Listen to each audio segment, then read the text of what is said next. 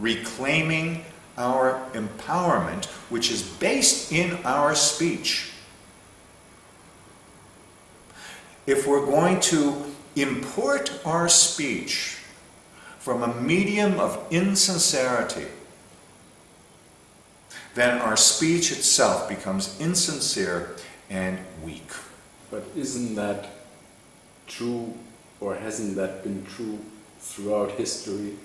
No matter what country, no matter what culture, that you had to, no matter what society you ever belonged to, you had to adhere to a certain code of expression, otherwise you were a freak. No matter if it's ancient India, ancient China, ancient Tibet, ancient a certain whatever. code, however, what is the authority for that code? And here is where I draw the difference between these times and previous times. That in previous times, the authority for that code was your father or your grandfather or your mother or your grandmother or at least the village priest or the village wise man or the preacher or the professor at the university. These might be authorities for that regimen of speech. But today it's no longer the case.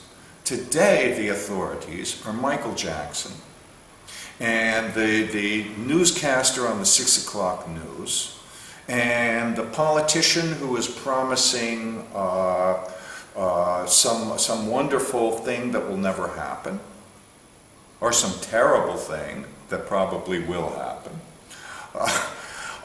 This becomes the authority for that regimen of speech, and this is what I'm addressing.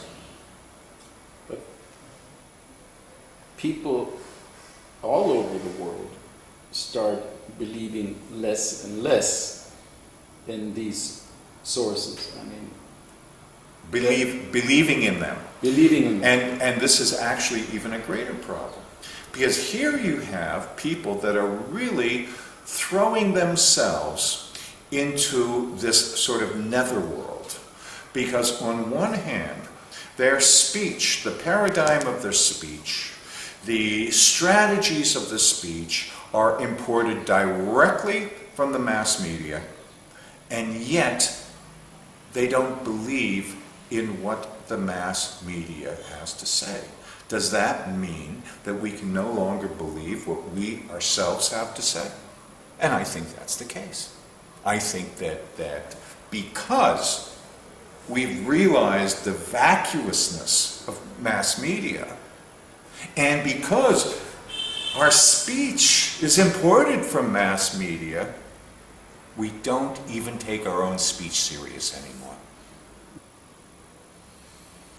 I would say that our experience and our knowledge is determined by our speech and our language.